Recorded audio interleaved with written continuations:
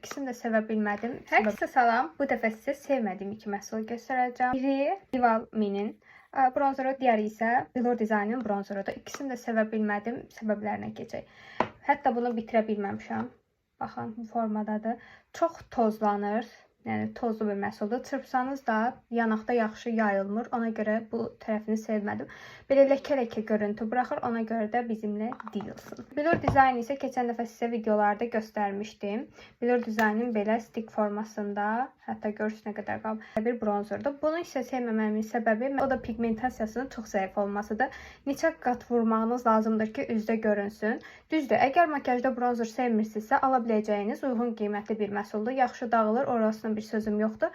Amma mən bronzeri çox sevirəm deyə bu da bizimlə deyil. Bu dəfə də istədim ki, belə bir video çəkim. Sevmədiyim 2 məhsulu göstərdim. Və siz necə? Bunlardan alıb sanırsınızmı? Bəyənirsinizmi? Yorumlarda mütləq yazın.